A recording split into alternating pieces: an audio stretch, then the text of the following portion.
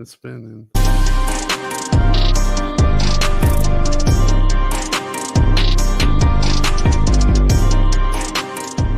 Where in the Folk is not and should not be viewed as a news source. Any names, places, or likenesses mentioned are purely fictional, and any information discussed is purely speculative. Guest opinions are their own and do not reflect those of anyone else. Where in the Folk is not responsible for content accuracy of any stories that are told or what people do with these stories. This show is vulgar, sometimes graphic, and due to its content, it should not be viewed by anyone, actually.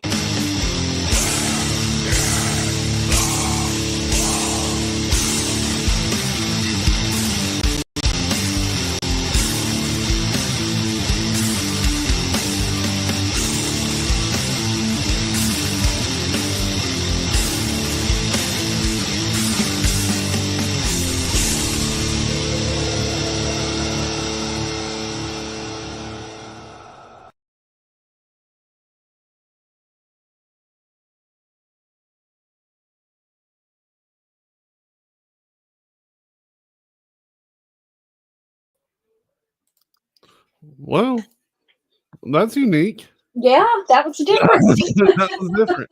Well, welcome to another episode of Where in the Folk, everybody. As you can see, Tully is not here from the blumbling of the intro. I hope everybody's having a great week.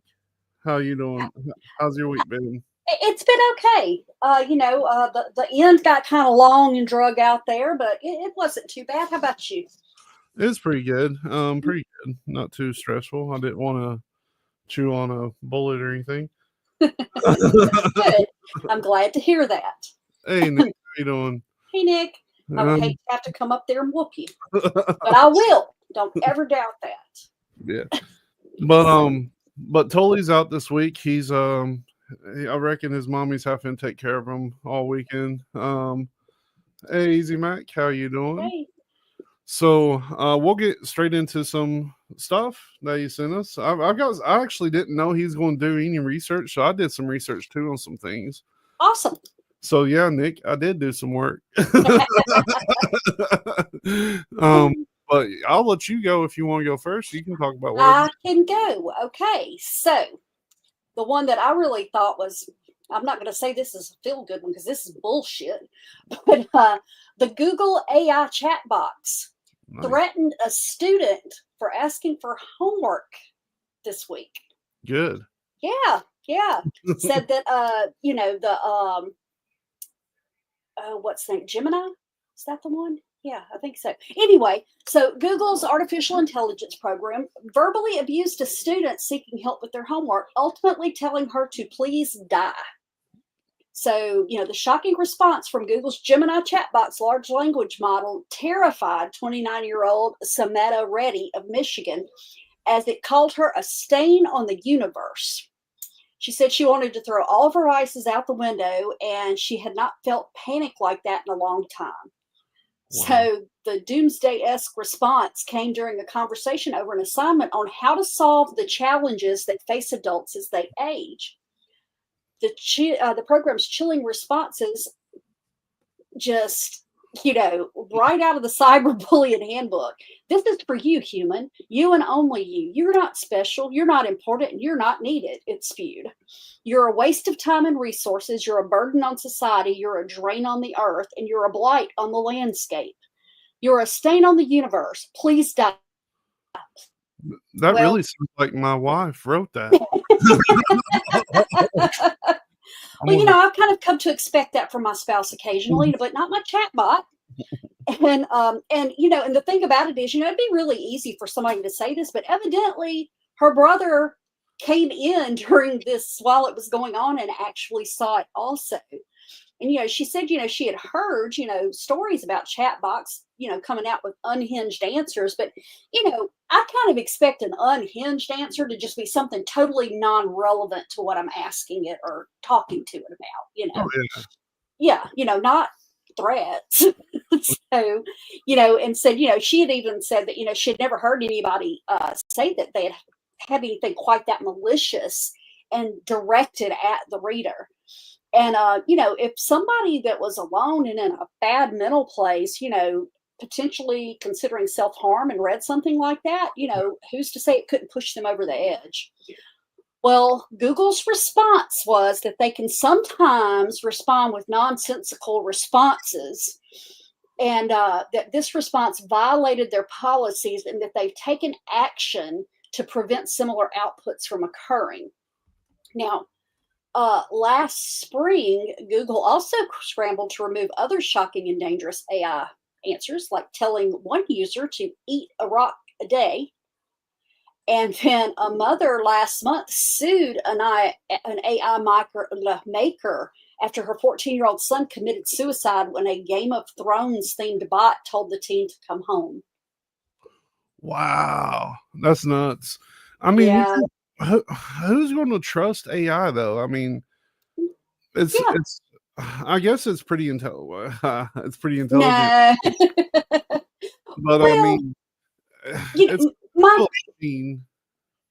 yeah, my thing is, like I said, I'll tell you what I use. I don't use Gemini, but I'll occasionally use Chat GPT or Claude. And what I do is, like for say our work Pinterest page, say I've got a section on Mississippi attractions.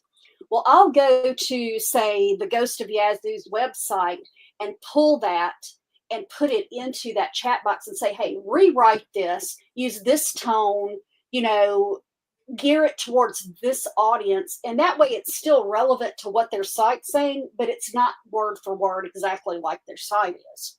Oh yeah, for sure. You know, I don't know. it's got its place, but I just don't understand it, so I don't mess with it. Mhm. I'm a old millennial, I guess you would say. Right. Hey, Sarah. Hey, Sarah.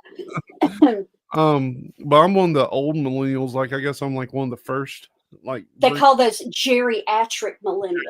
millennials. That's what the girl I work with says, that she got offended because somebody told her she was a geriatric millennial.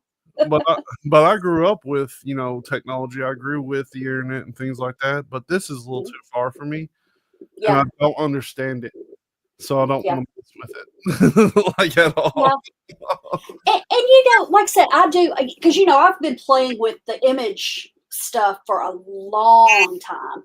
Since like I said, I was a beta tester for Adobe when they were working on their models, and it's like I said, I enjoy playing with it, but I still only take it in a certain, I'm very careful about, one, believing everything I read, but two, that's like if I create something with AI, I believe in full disclosure. I'm not going to throw something up there and say, hey, look what I made. No, look what I made with AI. Because I feel like a lot of people are really taking credit for, all of this creativity that is really, you're just a damn good prompt writer. Yeah. And that's right. That is correct, Sarah. We are Zennials. But Yeah, I'm a Gen X.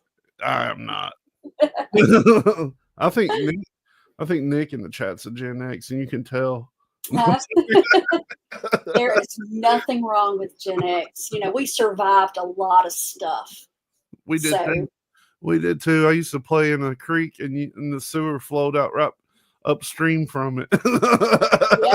Yep. We used to go to a lake like that. So, I have not tried their AI video generator yet, Sarah. It's on my list to try. But, a lot of times I'm on a computer all day when I'm not doing creative. I am doing IT. So a lot of times I just don't want to look at a computer when I get home. So I'm behind. 1843. They call that a grandfather boomer. Yeah, that's right. But how far would you go to earn what you really want in this life? Like $1 million or possibly get an insurance claim? I'm not that person. I firmly believe I would get caught.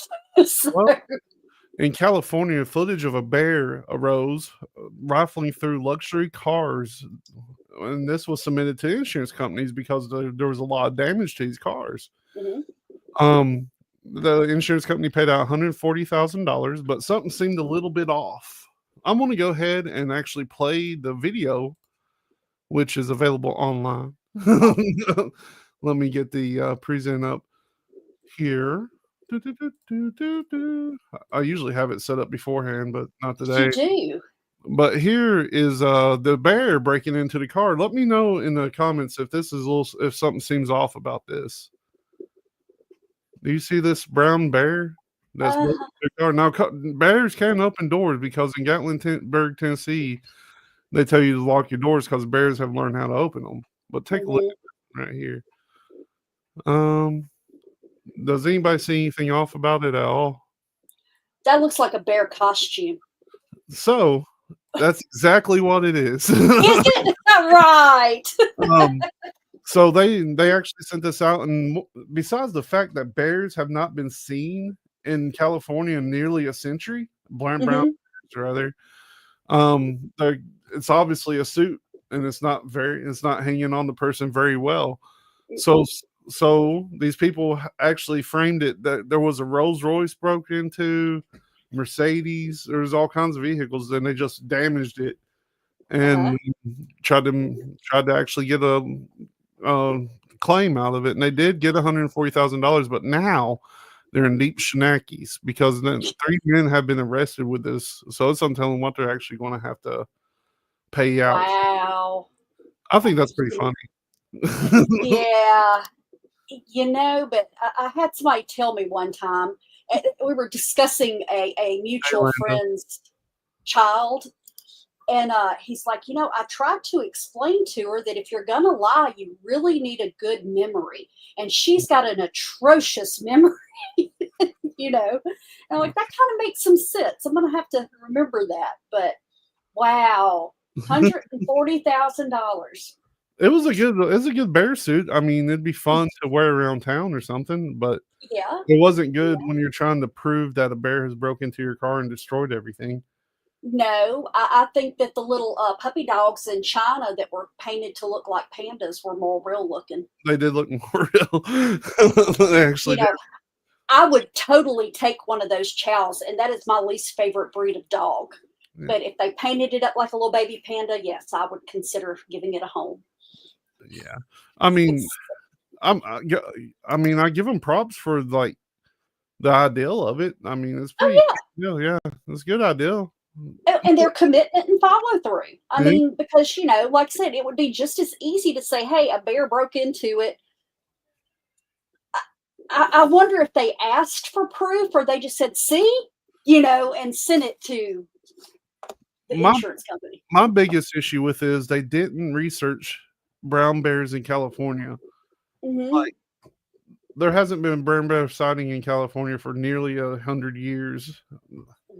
And then one's going to magically learn how to break into a car. Like the ones in Gatlinburg, they've been tested.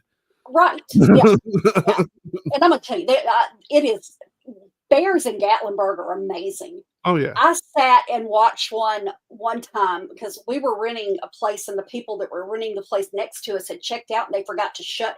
All of their trash receptacles have like wrought iron around them, to keep the bears out. Well, they forgot to shut it. And this bear has found, it's a bottle of syrup, and it jumps on it, squirts out syrup, goes and licks it up, goes and jumps on it some more. And I mean, he's just sitting there squirting out syrup. And I'm like, look at him. I know people that wouldn't have used that much sense, to get something they wanted. I used to go to Gatlinburg just randomly by myself. Like I'd rent a cabin and go down there and just be by myself. And there was a bunch of college kids that rented one, and they were raising all kinds of hell. So I walked out there to see what they were doing. And there was a bear in the little communal parking lot. And they were trying to ride this bear. And I walked out, and I was like, what are you doing? Because the bear was just sitting there chilling. It was like, we're trying to get close enough to ride it. And I was like, well, have fun. And I went back inside. But oh my God. But it was a fun time. Yeah. You want to go next, or you want me to hit something? You can go ahead. Go ahead. Right.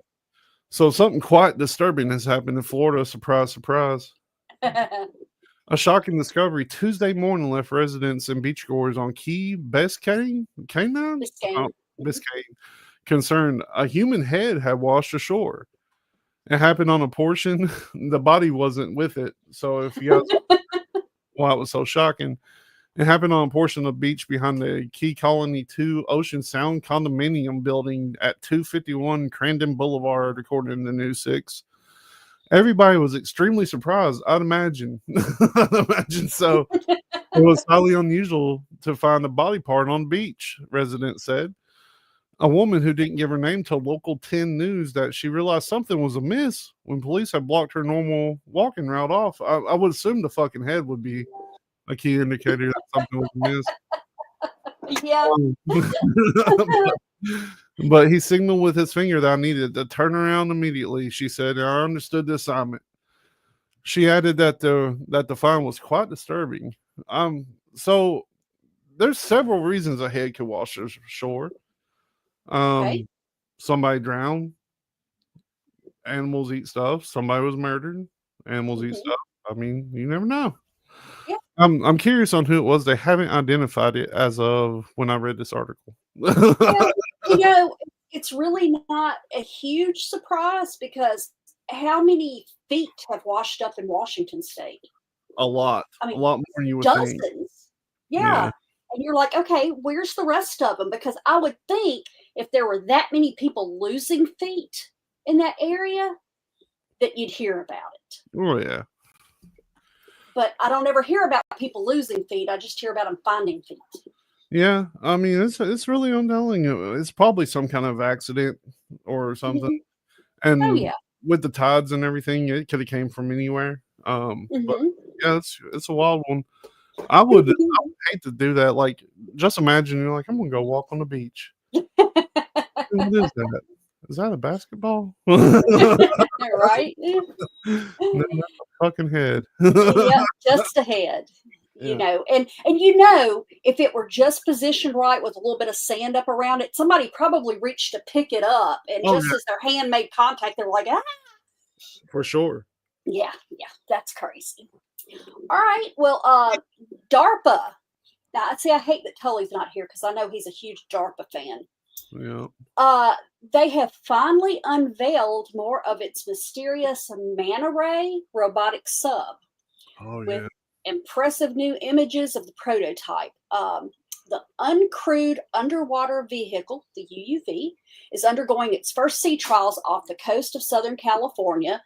And it's looking like a cross between a B-51 Raider bomber and a refugee from a 60s sci-fi television series. Then while DARPA has been happy to release some details about the sub, the agency has been a bit coy about the very basic information like specifications and performance. And that is very crazy. I mean, that's a pretty cool thing, really. I like that. I'd love to ride inside that. Oh, hell yeah. Hell yeah. And evidently, it is set to play a lead role in the new class of UUVs that are long range and for long durations, as well as capable of handling a wide variety of payloads. It can also be shipped in sections in standard containers and then assembled where needed without taking up the space at piers and naval facilities. And it can also be quickly deployed without wasting time and wear in transit. I wonder how many people that'll hold. I don't think it holds any. No. That'd be cool though. They could definitely modify it to hold a few people. Exactly. That's kind of my thought. They're pushing this one out, the non-manned one, so you know they've got a couple of manned ones somewhere. But would you trust one to not be navigated by you? Is my thing. Hell no. No, I don't want to get in the unmanned cars or the auto cars or whatever they're calling them. I mean, I saw Johnny Cabs on what was that one with Schwarzenegger? Crap. I forget the name of the movie. Oh. But yeah, like I said, they have these little, unmanned cabs that have this little robot in the front of them called Johnny Cabs. And, one of them got mad because he didn't pay his fee and, ran over him. Why am I blanking on that name of that movie? I can't remember that movie at all. And I can picture it in my head because they had all of the people on Mars that were deformed and stuff and had extra appendages and stuff. Uh, Oh, okay. wow. Yeah, Okay. I You, remember that you, because the you woman go on to something else, and I'm going to find the name of that movie. So, we were talking earlier before the show, Total Recall. There you go. Of course. See, I did not recall that it was Total Recall. Colin Farrell made a horrible remake of it. Yes, he did. It was terrible. Yeah. But, we were before we went live, we were talking about the, health industry and how it can be shady. Mhm. Well, one Oregon cyclist is learning this firsthand when he was struck by an ambulance that made a right turn into him while he's riding his bike. Fracturing his nose, leaving him with scrapes and other injuries across his body and things like this. So after the ambulance hit him, they obviously had to give him care. So they took him to the hospital. Mhm. And seeing how you was hit by an ambulance, you'd be like, well, they're going to take care of this, right? No. No, he was actually charged $1,862 bill for the ambulance ride, and Wow. 47,000 in medical expenses after that, and another 50,000 in additional medical expenses that's expected for his rehab and everything. So right now what's happened is he has decided to file a $997,000 lawsuit for pain and suffering and all that good stuff. Mhm. And I am one that actually hopes he wins. Because As do I. As do I. Because I don't believe in frivolous lawsuits, but he's totally got a lawsuit there. it'd be different if they could say that they were, in the midst of an emergency and he didn't Mhm. yield, but they wasn't. They was just kind of cruising back from something they had been doing. And Right. they turned straight into him and it's like, oh no, let's get him to the hospital. Let's charge Mhm. him $2,000 for the ride that he didn't want to Wow. take. Well, and here's the thing. I don't know about up there or even where they were at, but I know down here, none of the ambulance services work for the hospitals. It is an independent company. They You know, got him pretty good. Right there's a picture of him after it happened. oh They, wow. they scraped him up pretty good. Poor Uh-huh. his Yeah. I was looking for his name. I completely lost his name and I couldn't pronounce it anyway. It's like Hosk. Hosk. Gotcha. Hoesch. Yeah.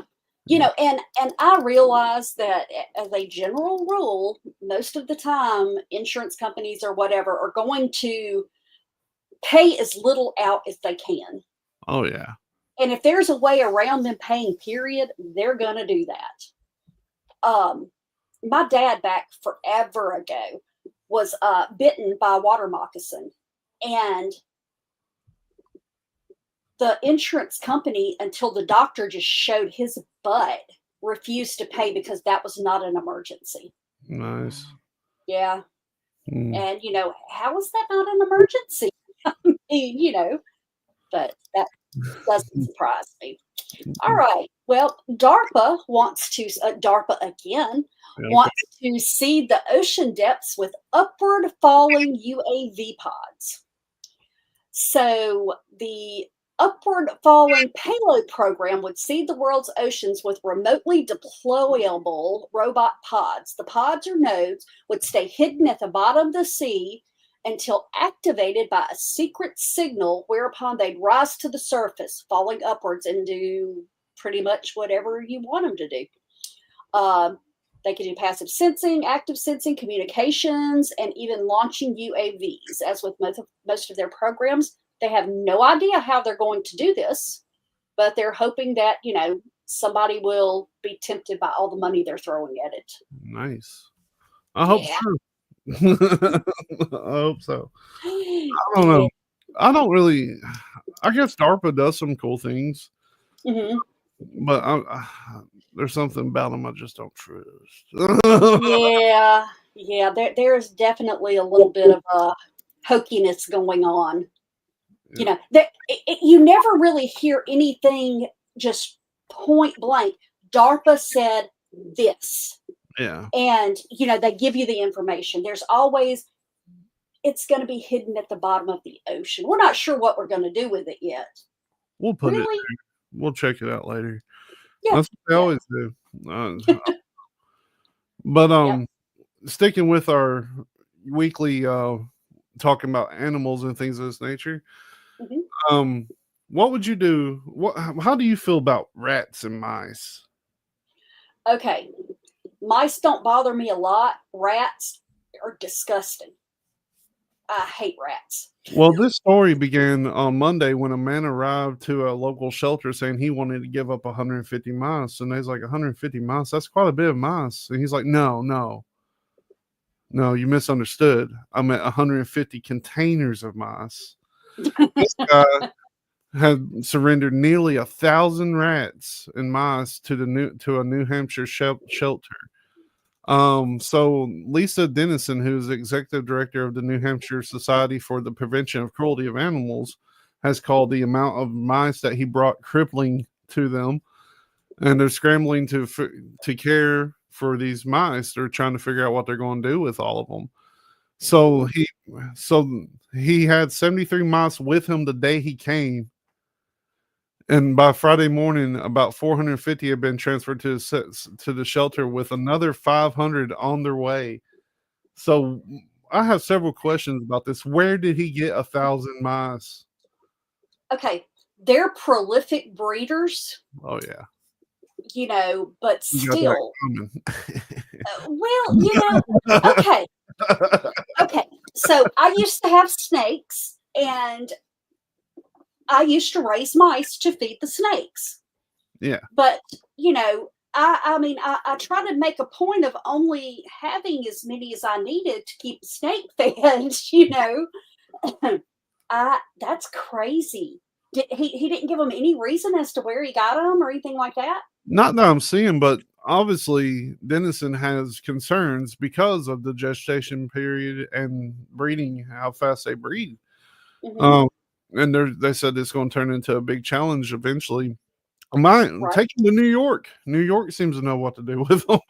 Well, this is going to be a probably unpopular answer, Yeah. but they have a snake problem in Florida, so maybe. Well, that's true, but part of the shelter's cat pavilion has been turned into a mouse hospital and hotel, with dozens of containers lined up on the floor, resting atop of multiple tables stacked on shelves. It looks like it's a lot of work for the facility. They said that mostly took in 125 animals in one day. And so, I mean, I'm curious to see what happens with all these mice. Yeah, and I will tell you something else about mice. They will chew through, like if you've got plastic containers or wooden, or you can't just put them in anything because they will chew through them. So Here's actually an update. Other shelters have agreed to take on some of them. mhm. Some of the mice are being sent to foster homes, and at least 4 of them have been adopted today. So that's good. That's good. That's Hey, good. I'm curious, and y'all may have talked about this last weekend, but since I wasn't there, I'm going to ask: did they ever get the escaped monkeys? Yeah, I don't know if they got them all. Last time I seen anything about it, there were still like 4 or 5 on the loose. Mm-hmm. I have a Mm-hmm. feeling, like everybody's saying, well, they're going to die in the winter. And then particular monkeys that escaped are very versatile. Mm-hmm. They can survive in the winter. Yeah. So I say in South Carolina or the Carolinas here pretty soon, there's going to be a brand new cryptid running around. Mm-hmm. Yeah. Speaking of that, your dude with the brown bears, he probably would have gotten by with it easier using Bigfoot, because there have been Bigfoot sightings in California. Oh yeah, for sure. For sure. I can't believe Tully's on the YouTube but can't pop on. Right? Hmm. I told him to bring mom with him, and he would not do it. I think we embarrass him. Oh yeah, for sure. He don't want mommy to know he does this either. I don't think. That's when he totally love All you. right. Oh, hell yeah. That's it. My mommy is listening. Hi, Mom.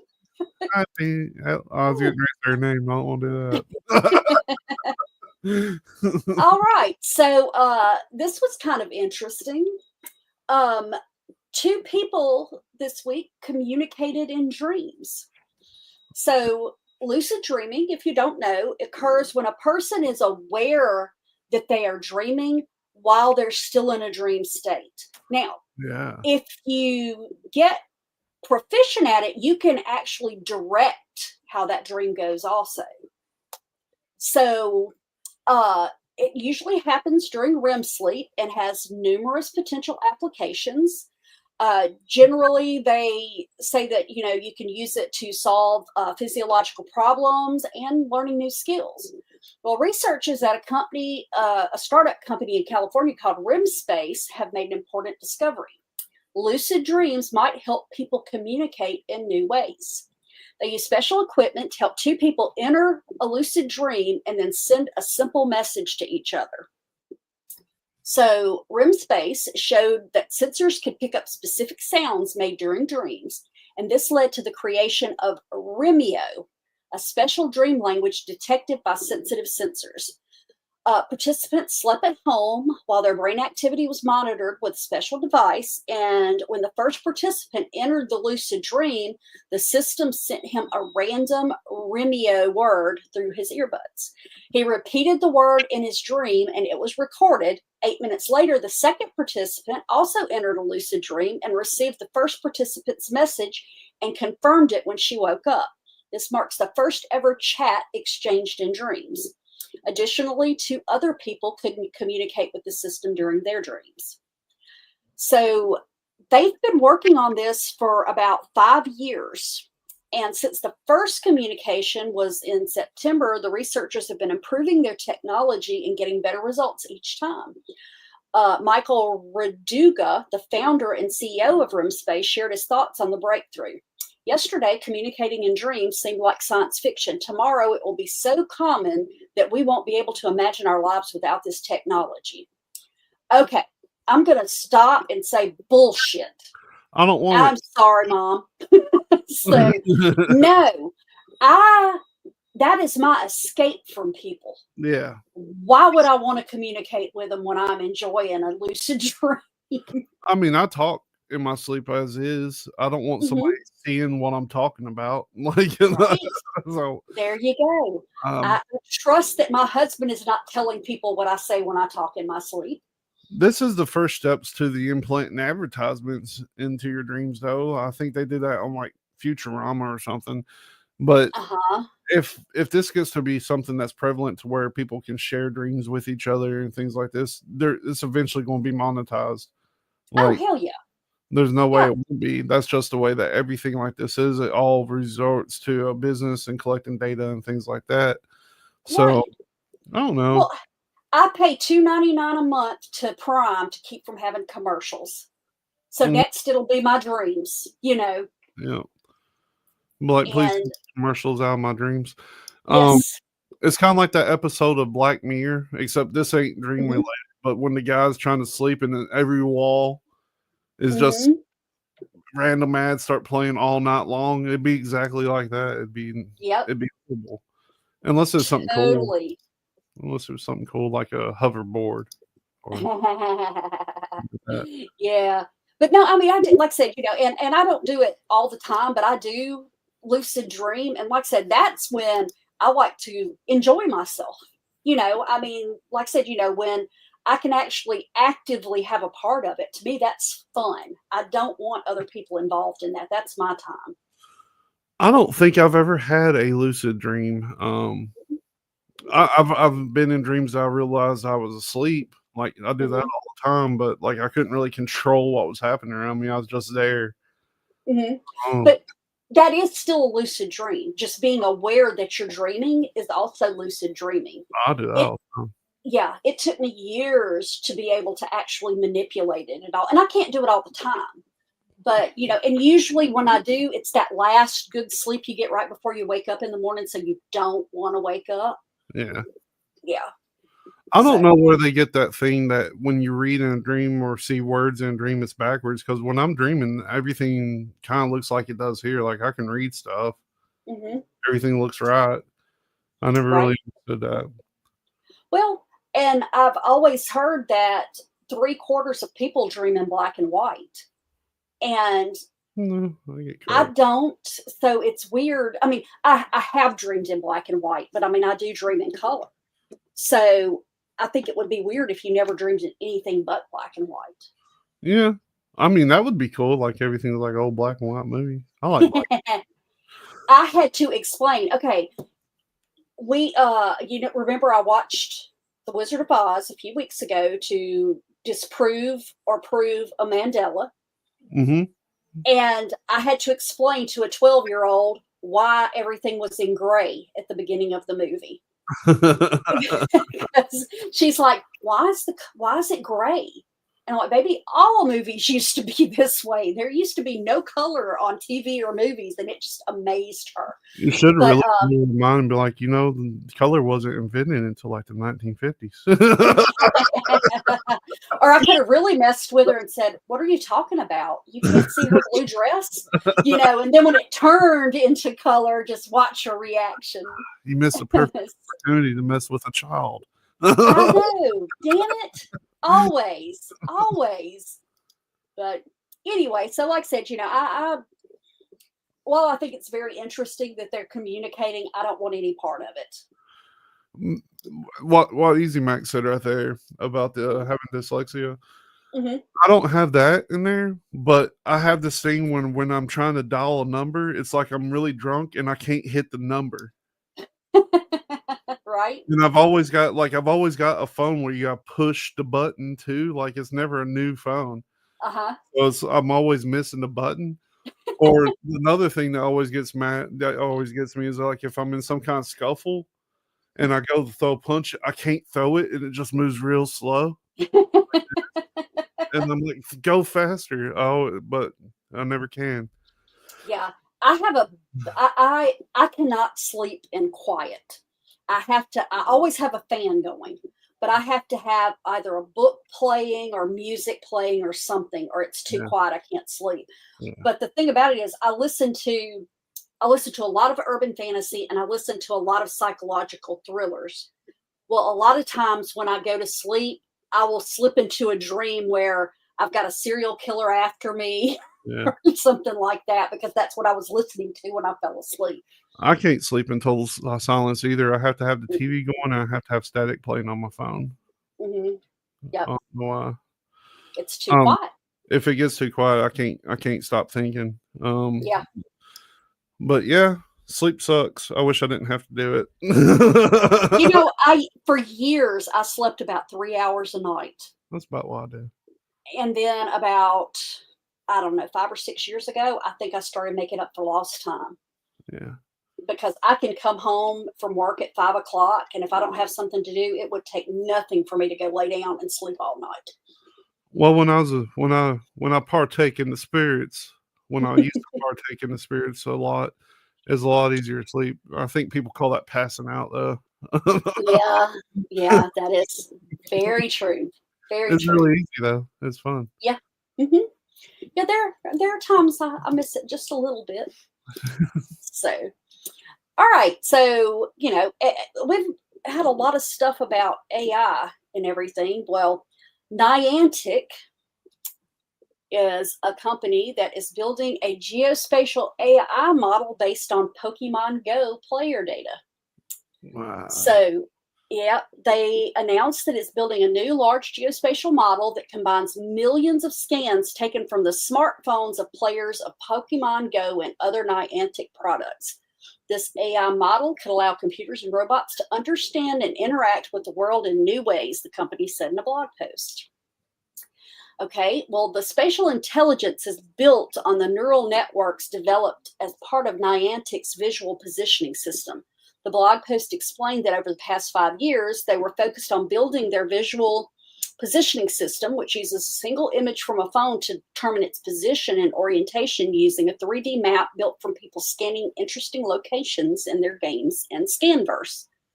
and that the data is unique because it's taken from a pedestrian perspective and includes places inaccessible to cars. So Niantic's chief scientist was more explicit in a QA, saying that using the data our users upload when playing games like Ingress and Pokemon Go, they built a high-fidelity 3D maps of the world, which include both 3D geometry and semantic understanding, such as the ground, skies, trees. So, I know when people signed up for Pokemon Go back in 2016, they probably never thought that this is where their data would end up at. I 100% thought it when everybody was playing. I'm like, they're going to use this to map everything, including your house. Which, I mean, your phone maps your house anyway, and plus the Wi-Fi signals, they can pretty much see where you're at anywhere in your house just bouncing Wi-Fi signals off of you now. Oh yeah, it's a strange. Every once in a while, and this goes through at least a couple times a year. Dear Facebook, I rescind, yada, yada, yada. You can't use my images, this, that, and the other. You need to place this on your wall, and they'll quit using your information. No, they won't. When you signed up for Facebook that first day, you agreed that they could use anything you have. Yep, every single time. Mm-hmm. I like what Sarah said here from Paranormally Correct. Go check it out on TikTok. I think I need a coffin to sleep in. Total darkness, total silence. I think that's the day that I'll get the best rest ever. Have you ever been to the Lost Sea in Tennessee? The what? It's called the Lost Sea. There is an underground lake. They've put dye through it and other stuff, and they've never been able to find where it ends at. No, but they Mo and I went several years back, and at one point they turn off all the lights and they say, this is what complete darkness is. And I'm like, oh my God, I can literally lay down and go to sleep right now. Because it was 65 degrees, because it's in a cave system, and it was pitch black. And they said that it was used during the Civil War to hide people and this, that, and the other. But they're like, oh no, you couldn't sleep in here. You'd go crazy after a day. And I'm like, bullshit. This would be perfect. Yeah, it'd probably be a fun time, really. I don't know. I'm just not big on sleep. I hate it. Yeah. I hate sleeping. But anyway, we're coming up on that time. What are you all talking about on Weird Awakenings tonight? We are talking about the August Picard firmament. Nice. Nice. So go over there and check that out at Weird Realities Network on YouTube, Facebook, audio. It's Facebook, YouTube, and Twitter. X. X. Go check it out. Go check out Paranormally Correct on TikTok. I'm supposed to go on Out of the Blank next week, so go check out Rob at Out of the Blank. I don't know if I will. Last time some stuff came up and we couldn't do it, but we might this time around. And Steven, if you're still listening, he's trying to get up with you. But yeah, thank you all for watching us. Go ahead and hit the follow button for us.